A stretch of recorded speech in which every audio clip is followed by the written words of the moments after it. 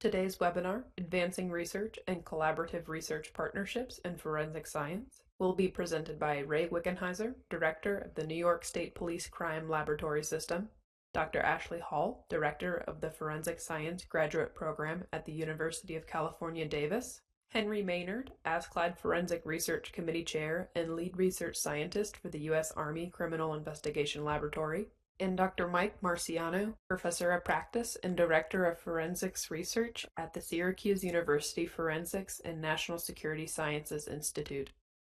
Without further delay, I will hand things over to our presenters. Hi, and thank you very much for that introduction. So we are going to be presenting today on something that's very close to all of our hearts. That's forensic research and collaboration. A quick disclaimer that the opinions, findings, and conclusions or recommendations expressed in today's presentation are those of the individual authors and do not necessarily reflect those of the Department of Justice, RTI, International, or the authors' respective organizations. So first I want to thank Henry Maynard for putting this together along with my co-presenters, Ray Wickenheiser and Ashley Hall, RTI and the NIJ. We're going to be splitting this into four primary facets of forensic research and collaboration. And what I'm going to be presenting on today is data sharing.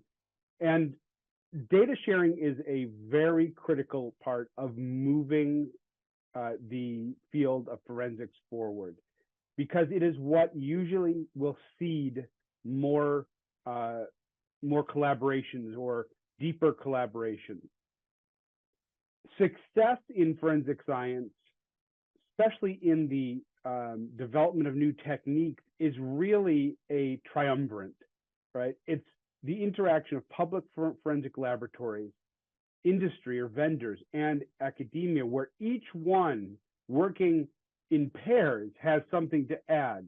But the successful development of new techniques, transition to commercialization, and validation requires all three to actually see these methods forward into practical use.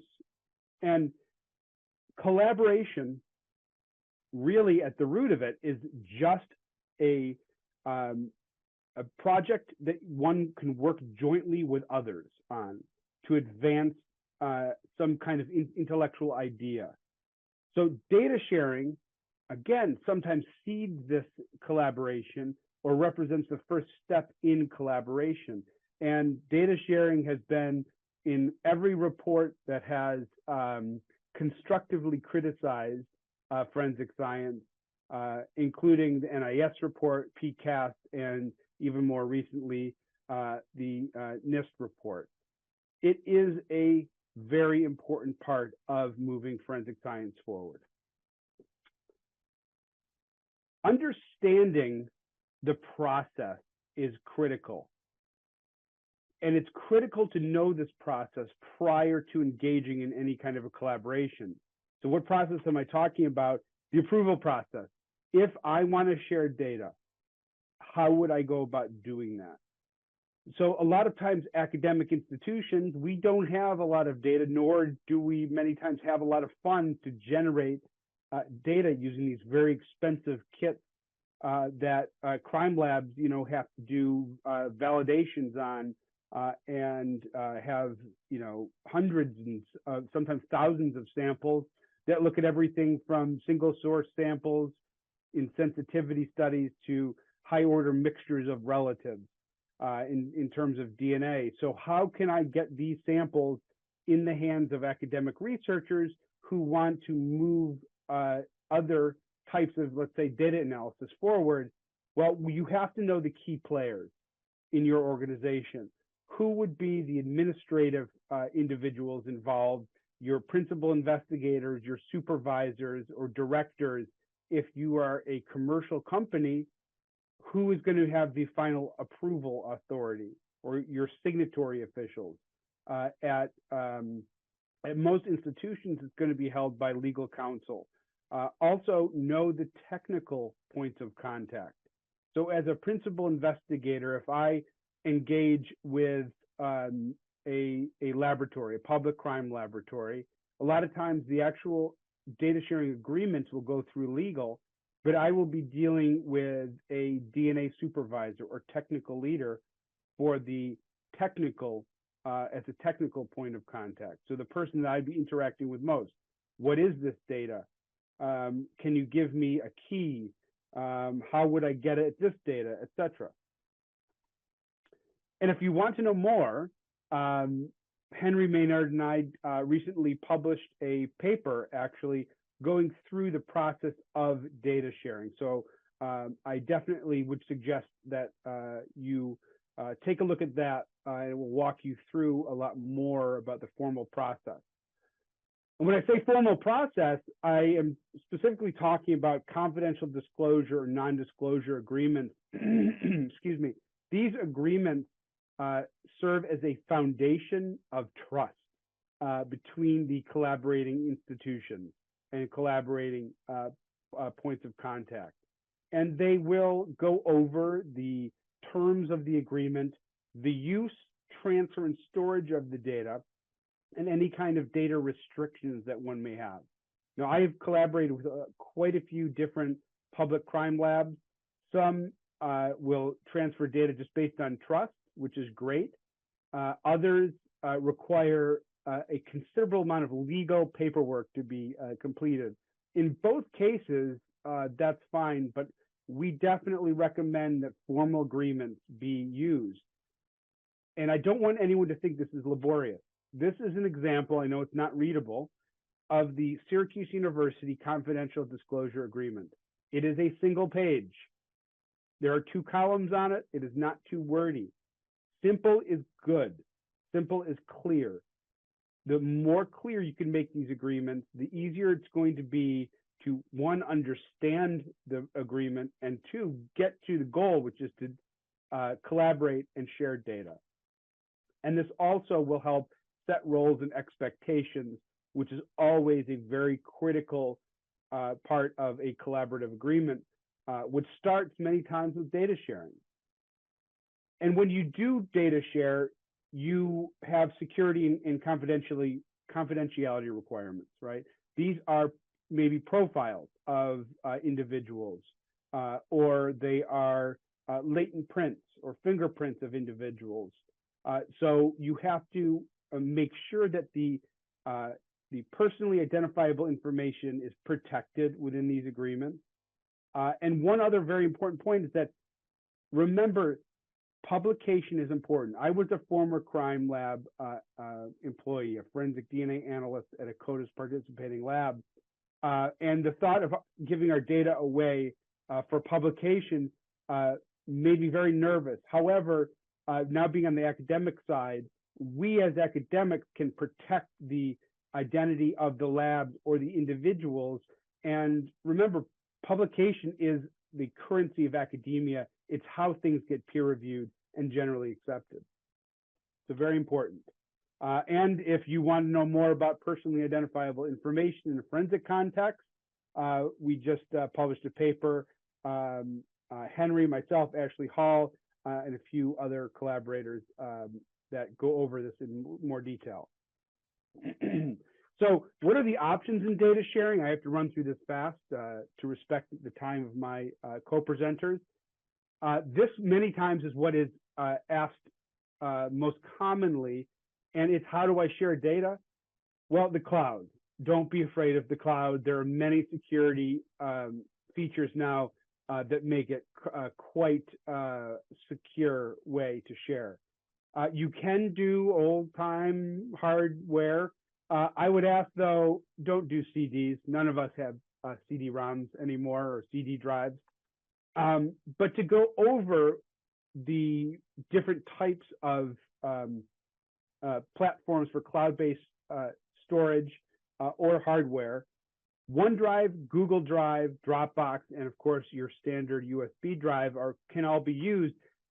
And based on my experience and those of individuals that I've collaborated with, it's pretty clear that OneDrive will offer the highest collaboration efficiency. Most companies have Microsoft licenses, and make it very easy. You don't also need to have a Microsoft license to use OneDrive. The security levels are very, very high for OneDrive and Google Drive. Dropbox, not so much. The security, again, is usually controlled by client-side services. So government institution can have their own security on top of what Microsoft or Google already has. OneDrive is very easy to use. Google Drive, less so, but that could just be my opinion. I've found OneDrive and Microsoft Teams to be much easier. And data loss is almost impossible when you use cloud-based storage options. Therefore, overall, we'd give OneDrive a 4.5 out of 5, and the lowest to the hardware. The key takeaways here is to be open. Be open to data sharing. This is what moves things forward in forensic research, and we desperately need to move things forward. So be open to these relationships. Formal agreements are always preferred, although informal is okay, we always advocate for formal. Understand the roles and responsibilities. How will the data be handled? How will it be shared? Academics or vendors don't want to be too much of a drain on the day-to-day activities of a crime lab. Let's understand how we're going to be going through all this and how we're going to share data and how often we're going to be in contact. And then remember, security and collaboration efficiency is critical to the choice in software and just general execution of the agreement. All right. Thank you so much, Mike. All right. Thank you all for being with us here today. My name is Henry Maynard. I'm going to walk you through the different ASPIDE Forensic Research Committee initiatives and programs that were created to help enhance research and further research collaboration for the forensic science community.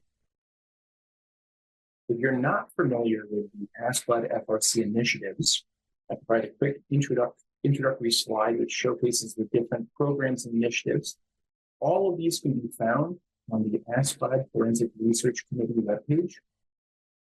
Important to note, all of these are free for the community. It's all open source. It's publicly available. There is no cost to any of these programs or initiatives, and you don't even have to be an ASPIDE member. It's available for everyone. So for today's purposes, I want to give a quick introduction to 3 of these programs. We have the FRC Collaboration Hub, the Laboratory and Educators Alliance Program, LEAP, and also the Validation and Evaluation Repository. Starting with LEAP. So the Laboratory and Educators Alliance Program, this was a collaboration with ASPIDE, representing forensic science labs, and the Council of Forensic Science Educators, representing the universities. And together, we want to find a way to make it easier for forensic science labs and universities to partner. When you look at the list of partnership opportunities, there's a wealth of benefits that both parties benefit from. We want to find ways to make it easier for people to connect and to identify people that are willing to share and contribute. So if you're interested in LEAP, there's, of course, the sign-up forms. You can see in the lower right of your screen, the crime lab sign-up or the university sign-up. So for the organizations that do sign up, once they do, we're going to add them to the LEAP map. And so here is the LEAP map showcasing the U.S. Forensic Research Network with the forensic science labs being with the red tags, and the blue tags representing forensic science universities. So here we have a geographical representation of the U.S. map and all the participants that are willing to collaborate. For a moment, let's look at a hypothetical. Imagine I'm a researcher, I'm at University of Kentucky. Well, how can I use this? Well, if I want to form a partnership with a forensic science lab, I'll use the LEAP map, I'll jump on, I'll search for my geographic area, and sure enough, I found a laboratory nearby. Here, when I click on it, on the red tab, I can see that this is the Kentucky State Police Central Forensic Laboratory, and the POC is my good friend Jeremy Triplett. So from this information, we can see that this lab is willing to partner on research and has the disciplines that they're willing to contribute and collaborate on. It also showcases that they're willing to host interns as well. This becomes a nice page where people can identify who's willing to partner, who's willing to contribute, and who's interested in hosting interns or has interns to support them. Now, you may be wondering, does a lab always reach out to a university, or does a university reach out to a lab? Either way, it doesn't. The most important thing is that we're making these partnerships and connections. So if you're a lab, hopefully you can reach out to a university and vice versa. Now, this program has grown recently, so it's kind of expanded past the borders. So far, it's been growing to 7 different countries, and we have now over 140 partners. There's no advertising of this. It's just a committee that runs it behind the scenes, and so this is kind of word of mouth. But we're very pleasantly, we're pleased to see it grow, and that more information sharing is occurring, and further partnerships can take place. Now, our next initiative we're going to explore is the FRC collaboration. And many times in research, you could have this great idea, but you need to have input from the forensic science practitioner community. And you may not know who to call. So instead of, whereas LEAP is about general partnerships, the FRC Collaboration Hub is about specific projects. So if you're a researcher and you have a specific project, you know exactly what you need from the community, you could provide your information on this collaboration hub. So if they click on the project form, it would bring up a menu, and you put in basic information of the project, what you're hoping to accomplish, who the principal investigators are, what's the ask? What are you asking for from the defense community? Once that's reviewed, then it goes live behind the scenes. And now, if you're a forensic science practitioner and you want to contribute to forensic science research, you can search this directory. So you click on the search directory button. It would bring up a list of different ongoing and future research projects. Now, what I really like about this is this provides an opportunity for everybody to contribute to forensic science research. It also provides professional development opportunities as well. I think the researchers are able to learn from practitioners and exchange information. At the same time, the practitioners are going to be able to learn more about the research that's taking place in the university and find ways to support. So if I wanted to sign up for a project, if we pull back the curtain, we can see one such project. This was the latent print examiner black box study. This was a collaborative research partnership between the FBI laboratory and Novus. This took place early in the year, and they were specifically looking for latent print examiners to contribute to the study. So when we read through, you have the abstract about what's the purpose of the study, what we're trying to accomplish. Below that, the study dates, the specific request, what's being asked from the print examiners. Also, the amount of time required. So this one is for 10 to 15 hours of time. That's important. So if you're asking to participate in a research project and you're an examiner, it might be up to your supervisor. You might want to say, hey, I'd like to contribute to this. I think it's going to be about this amount of time. Or you could approve. Finally, we also highlight what the deliverable is going to be.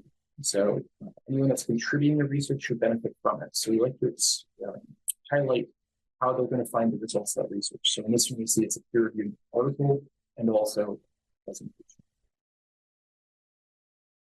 So the next initiative we will explore is the validation and evaluation repository. So this is a central repository where individuals and organizations can submit both the validations that they conducted and the evaluations of new technology that they've performed. I'm sure we've all been in the situation where we've had where we have volunteered to do an evaluation or validation. We take that time, money, and effort, thinking of a test plan, doing my variables, applying the materials, getting all of that together, working the test, writing up the report, and potentially even sharing it with the community. There's a lot of time that goes into these things. And I remember personally doing all that and going to a conference and presenting on it, only to find 3 other people that are saying the exact same thing. And just think to myself, wow, I wish I knew this. I wish we would have shared information when it was really taking place sooner. We could have learned from each other. We could have shared information. We could have explored different areas. So we built this repository as a way to share information with the forensic science community. So hopefully, when people contribute to it, they're showcasing the technologies that are available, which hopefully will lead to technology adoption across different forensic science laboratories. and it could lead to future collaborations and laboratory comparisons as well. And if we look at an example of one of these, there we go. So zooming in, here's an example of one of the validations that's been provided. This is a validation from New York City OCME's office. This is on their internal validation of StarMix. So New York City OCME is the largest forensic DNA laboratory in the world. So by going to this repository, you can see the same validation that they use. You could learn about what they've worked on, about how they approach the problem set, and what they've documented and demonstrated. So this is, again, freely available and available for anyone that's interested. And we'd welcome any submissions to it as well.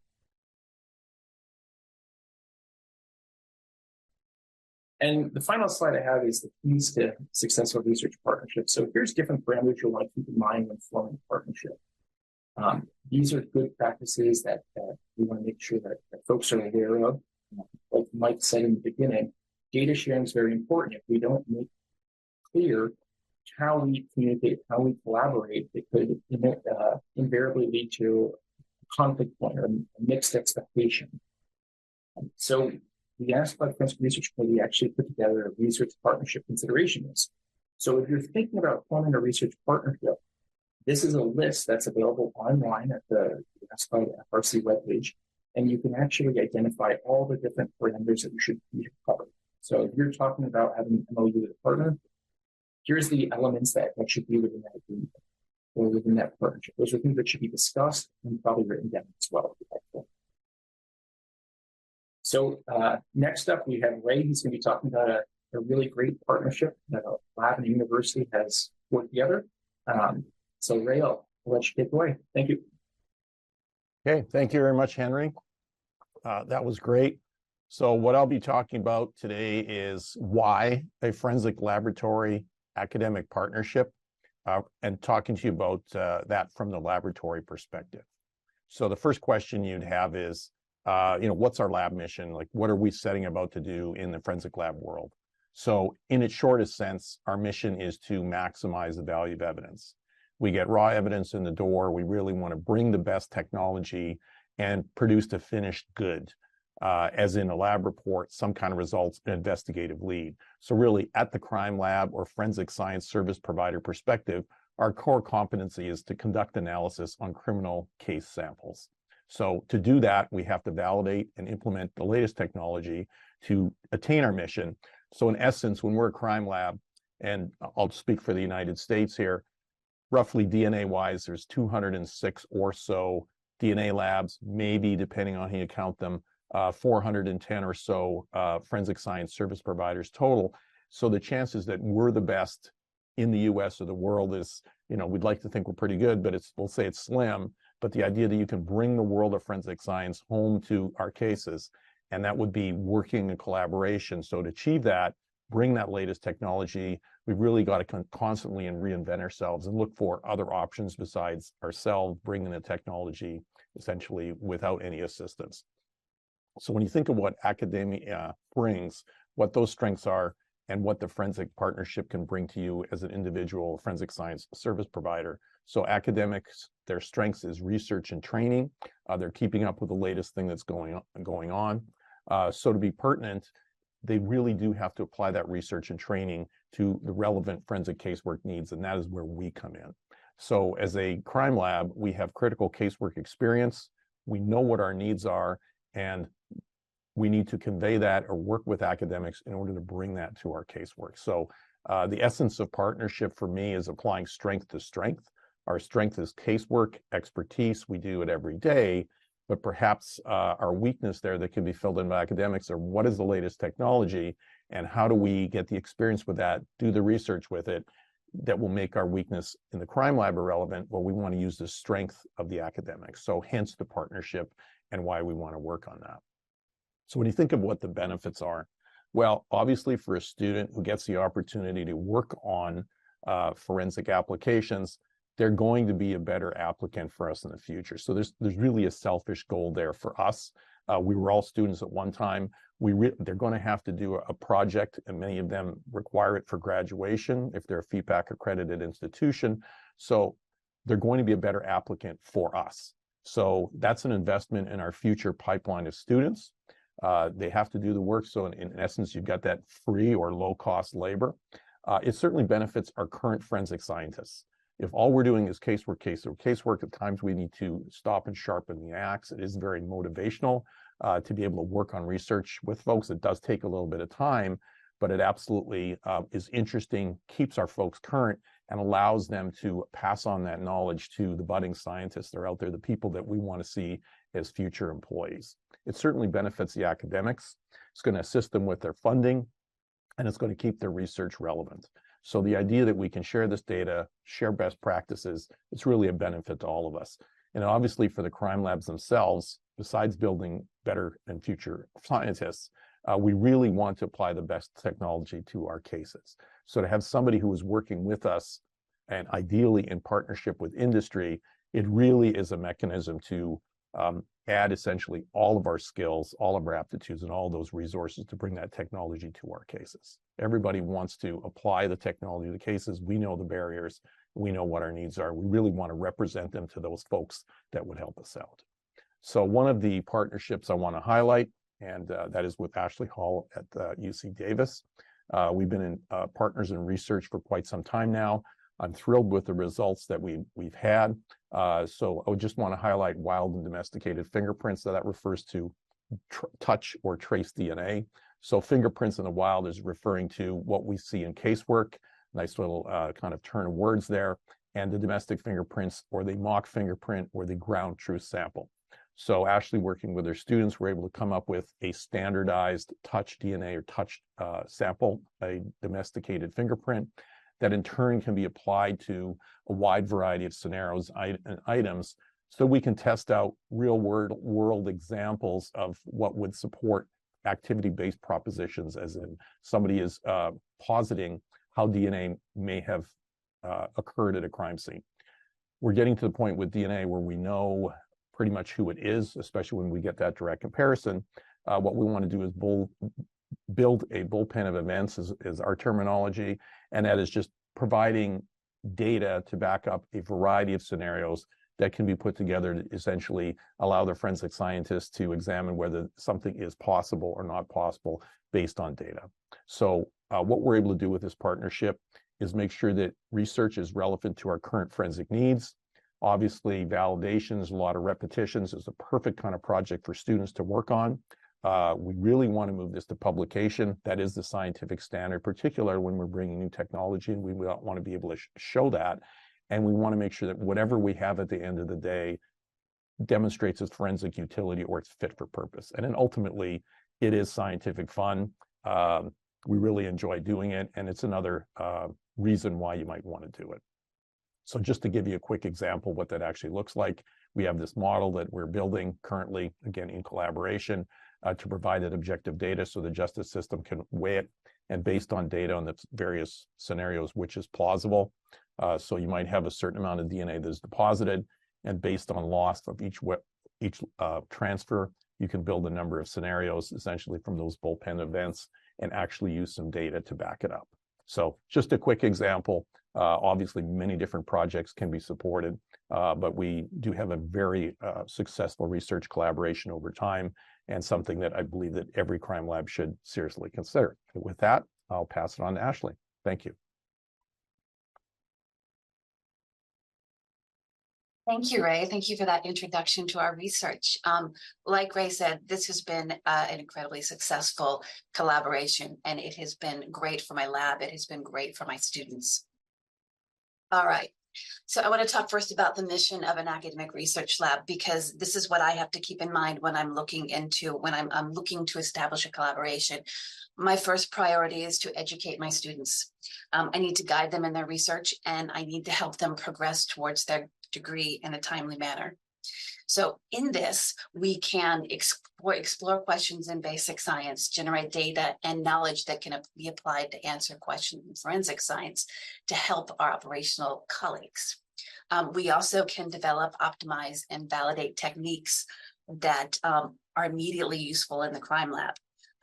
This serves the needs of the crime lab, and it also serves the needs of the students in introducing them to the way to think about forensic science, the way to think about the data that we're generating. With graduate student research, my goal is to teach the next generation of forensic scientists.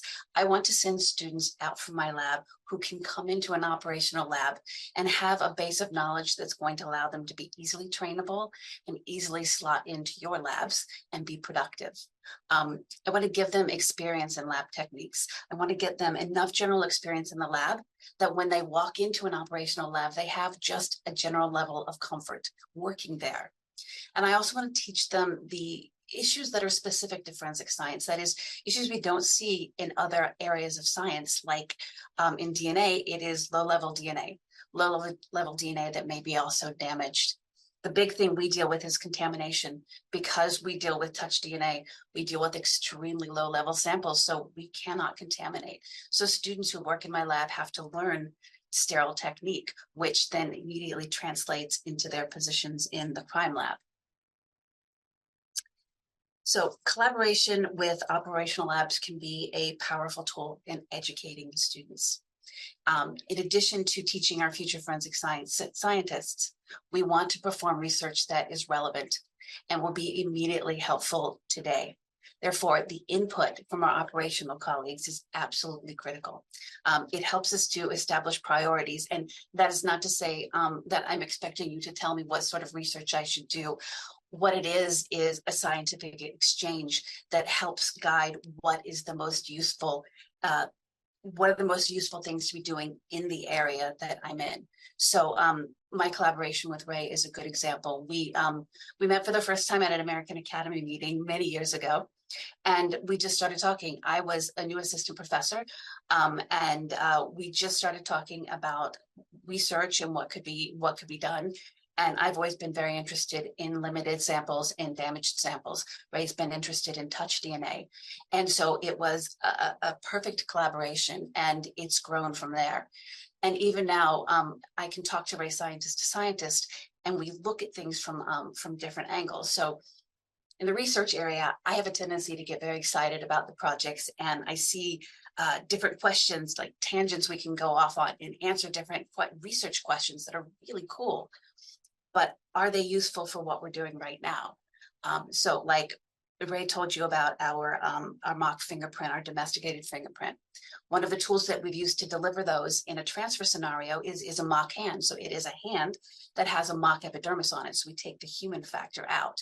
Well, when I first thought of it, I thought, oh, this is probably another crazy research thing, because the idea of developing a mock hand was really exciting.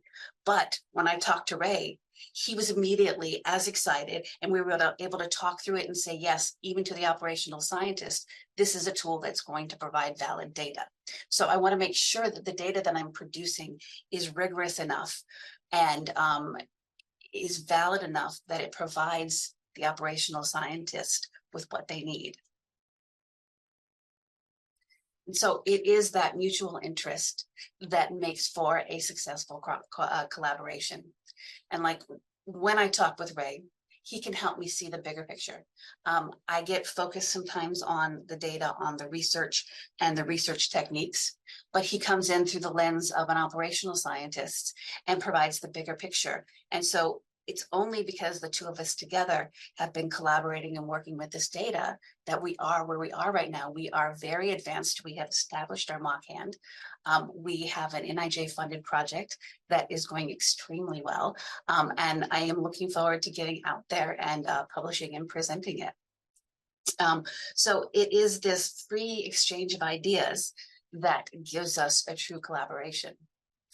It is a collaboration with full transparency. Like Mike alluded to, this is a key part to a collaboration, is that we know exactly what's going on. We don't hide any data. We absolutely share everything, not just the good results, but my collaborators have full access to every piece of data that we've generated. And for me, that's a sign of mutual respect. We respect each other as scientists. We respect each other's opinions.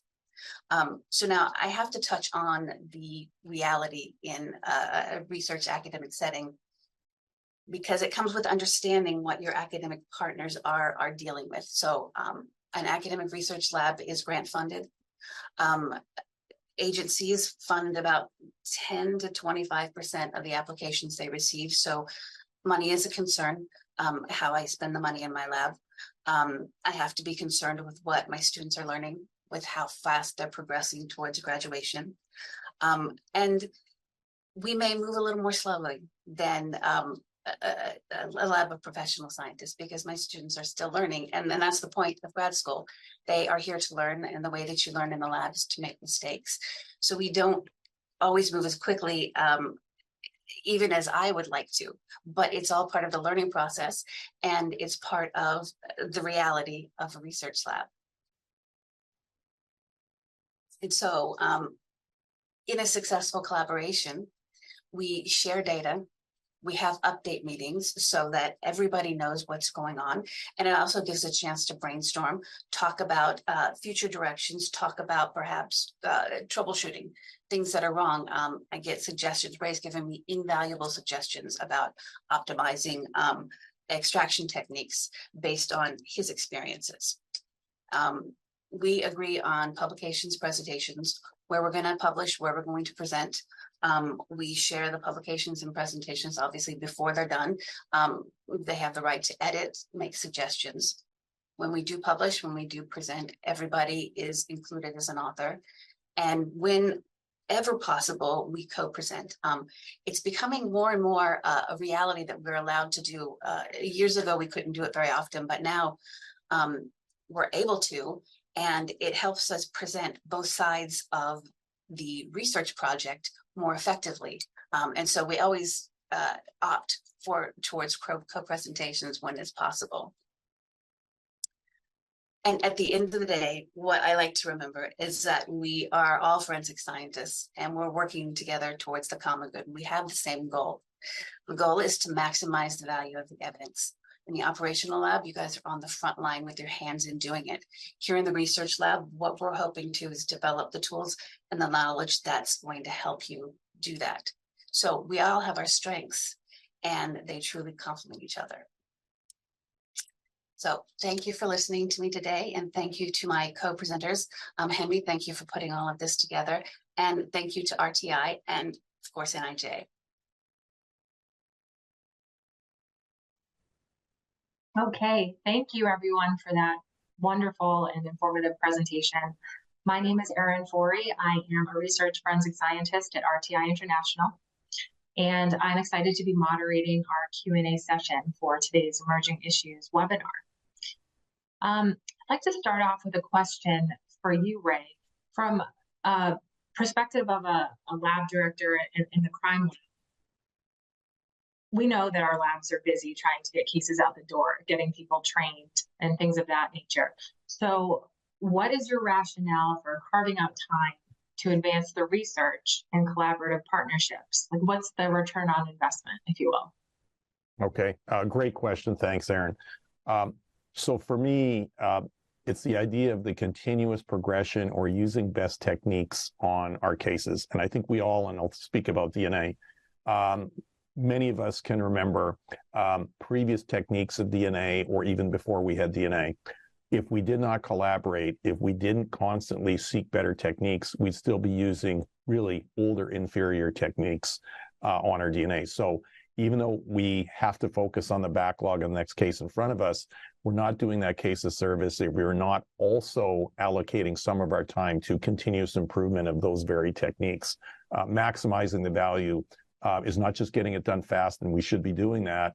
I've been working on that case, but it's also kind of surveying the world of forensic science that's out there and bringing that knowledge back to our case. So for me, part of our duty is to make sure that we are investing a little bit of our time in improving our techniques and bringing better technology to these cases. And to me, it's actually why we want to collaborate, because we bring even more juice to our cases if we work with other folks besides just working in isolation. So the way I would look at it is it's a small investment, but it's an investment nevertheless, but it's one we also really need to make, because it helps our cases long term. It is an investment. We have to look at it that way.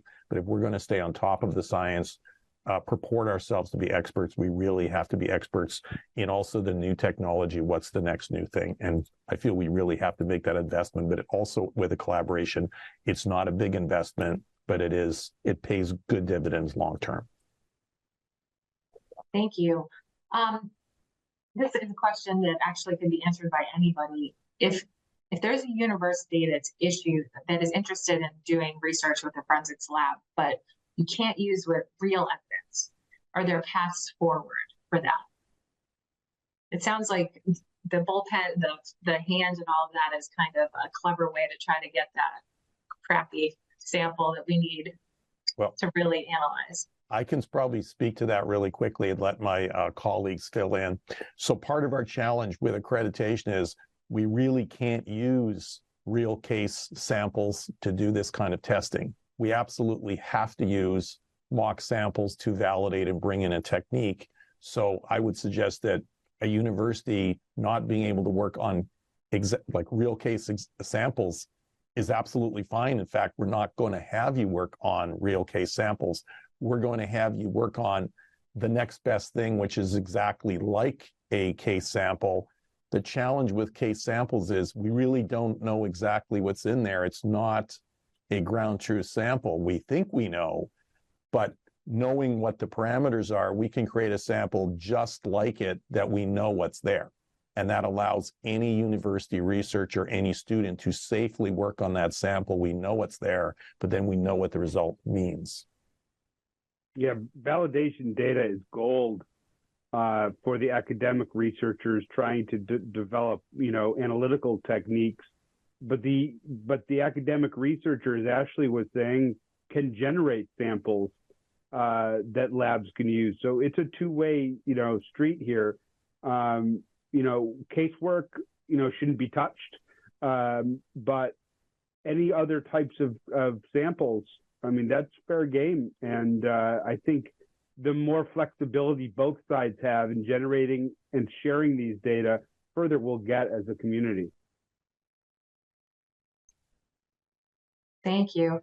A question for you, Henry. Does joining LEAP occur at the individual professor level, or does that have to be something that an entire university needs to sign up for? Very great question. So we encourage individuals to sign up. And there's a few reasons for that. One is so that the researcher and the lab is having direct communication. There's not a link in between the chain. They can go direct. Also, because different researchers at different universities will have different areas of research expertise and different ideas of what they want to work on. So the direct interaction is the preference. So people from multiple individuals from the same organization can sign up. We actually encourage that. And just to follow up, does the university need to be FEPAC accredited? No, the university does not have to be FEPAC accredited. Any university that's willing to partner and collaborate on research is welcome to sign up. We are actually behind the scenes. We've engaged FEPAC with conversations about tying into the FEPAC requirements and how participating in LEAP would actually meet some of those requirements to show the connection to forensic science labs. So we have had some discussion about showcasing the FEPAC requirements and tying them back to SPLOD FRC initiatives. Thank you. Ray, actually this could be for anybody, but what kind of time commitment would a crime lab need to allocate if they're interested in forming such a partnership? So great question. It's very project dependent, but for me, I would suggest that I may be looking at an hour a week. It would be sporadic, where there might be times where it might be 2 or 3 or 4, but then there's other weeks where there is nothing. So the key for me is that you already have the expertise as a crime lab of knowing what your needs are and being able to guide these folks. You don't have to do any research. You don't really have to do anything besides be who you are and answer the questions and work directly with the researcher and their students. So the time spent isn't huge. It's very doable. And what you're really bringing is invaluable experience to help guide a researcher and a student and be a little bit of a mentor to the students. And honestly, I feel that's a lot of fun. It's very valuable and it's very rewarding when the students find their way into a forensic career. Thank you. Aptly, when you're looking for to establish partnerships with functional laboratories, are you looking for those big state system labs, or would working with a smaller city or county lab be equally as fruitful? Oh, no, it doesn't have to be a big lab. From my standpoint, it doesn't matter to me what size the lab is. It's the work that we're going to do together. Thank you. Question for Henry. What mechanisms are in place with LEAP to update contact information when researchers change their emails and so forth? How do we make sure that we're keeping that LEAP contact list up to date? Sure. Great question. We send out periodic email updates as well. So when there's a bounce back, when we launch an email to the group, that one gets flagged. But in the meantime, if people know they're leaving, they're changing the email address, and you just send an email to ask5frc@gmail.com. Just explain, hey, I signed up on this date. Here's the info. Here's what the info I'm changing it to. And behind the scenes, I'll update the map and move it that way. Is that also where crime labs can inform their needs for universities to establish a partnership? On that website, is that website also where we can the crime labs can inform their needs for universities to see if they're interested in the partnerships? Yes, there is a section where the labs can put down the different disciplines they're looking to advance.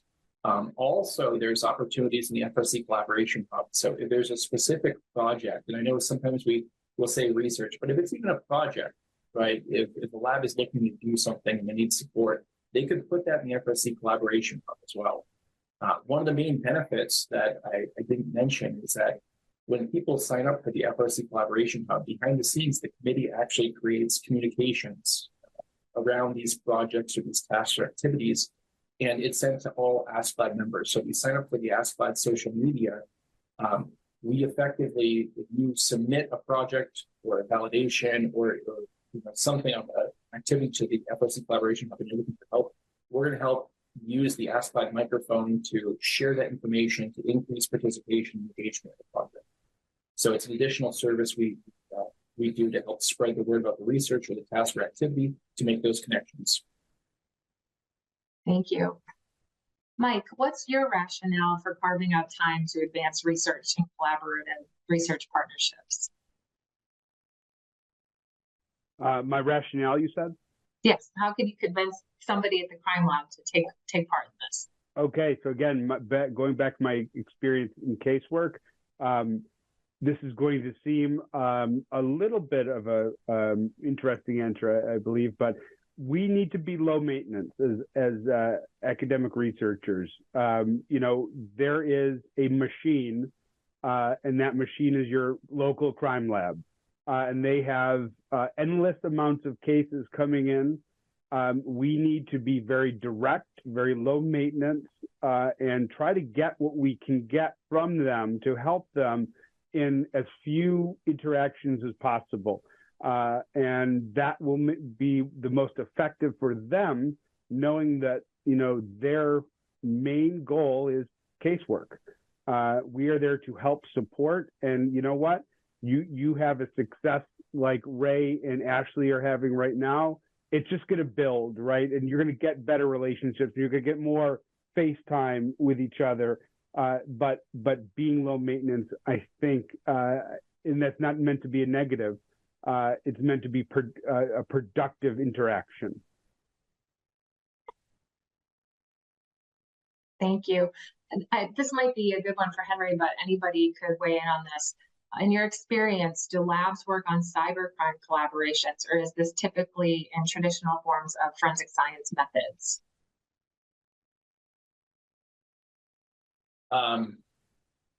Interesting question. Not all, forensic science labs, their authorities to interact with digital evidence versus the line of cyber, it's different. So I think we could still utilize the FRC initiative and tools to accomplish those things. I can't think of an example by which we have already, but a lot of conversations and communication, coordination takes place behind the scenes. So I don't think that's a barrier. It just goes back to the lab's individual authorities in that domain. Thank you. Ashley, what do you estimate is the current cost of the student projects, and are these funded primarily through grants? Yeah. Yes, they are. Well, and also at my university, we do supplement. We provide a $2,000 stipend, a research stipend for every student that comes through the program. So that helps. But yes, then the majority of funding does come through grants. A typical project, reagent-wise, takes between $5,000 and $10,000. Some are more, but molecular is expensive. Yes. Did any of you know if there are any students that are working on casework in any labs that you're partnering with? Probably not, I hope, says the quality manager. So I can probably speak to that. So no, we absolutely, students do not work on casework samples. As you can appreciate, the case samples have very rigorous security, accreditation requirements, and so forth. Now, that said, when those students graduate, become an employee of ours, well, they're now not a student, they're an employee, then they're absolutely, as Mike had said, they're working on cases. And we all in operational labs have no shortage of those and items and samples and variety for them to work on. So it's that transition from student to employee that we have to protect the confidentiality and so forth with essentially a binding agreement, which is an employment agreement. So we can't do it with students. That's pretty much an accreditation hard line, employment hard line. And we need those folks to essentially be employer relationship type of individuals. So, Ray, to follow up on that, this sounds like this partnership is not only bringing the innovation that we wish we could dedicate labs, a section of our lab to work on, it's also a path of speeding up training, sounds like. Yeah, that is an excellent point, Aaron. So for me, I always try to think of, here's a student with something versus a student without it. And when you consider, here's a student who does a great project, but they don't do it in collaboration with a crime lab. Now they do a great project that is exactly the new technology that crime lab is wanting to implement. And now they're doing samples that might be used right in terms of the validation. That student is going to win any interview for a job. But beyond that, they're going to be more articulate. They've already worked with somebody in that lab, so there's already a comfort level on a certain level. So that student is far and away going to be better positioned to win the lab or the job at that lab.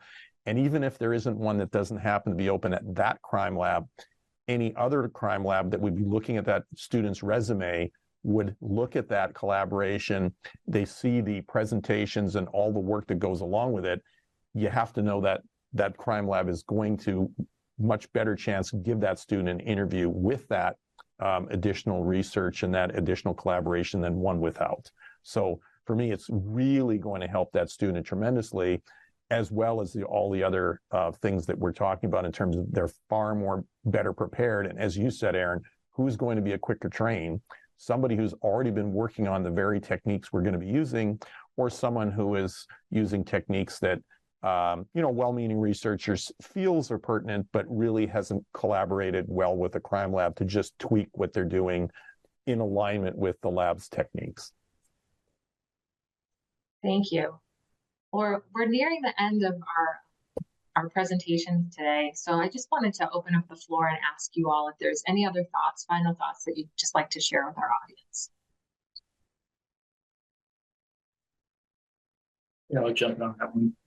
In terms of the value proposition of research and research partnerships, it goes far beyond just innovation.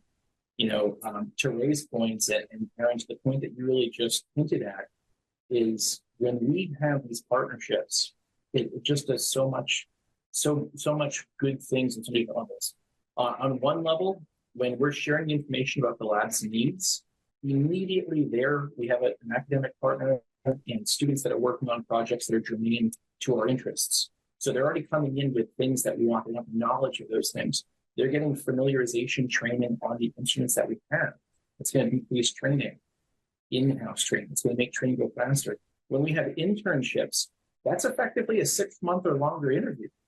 You're figuring out who's, is this person going to work out well or not? You're really getting to learn a lot. From the employee stance too, we can have lab employees actually be guest lecturers and contribute to the curricula of academic institutions. That means that it's, if you think about your lab's needs or even your discipline's needs, if there's new emerging, challenges happening, and you want the university to know about that, now you don't have to wait until they turn into employees to where you can then train them on it. You can actually share that information up front to make sure that people are getting that as we go along. So if you can, as a lab leader, if you can engage your people and allow them to contribute to university, that's going to increase the morale, increase the engagement levels, and help bring up the next generation.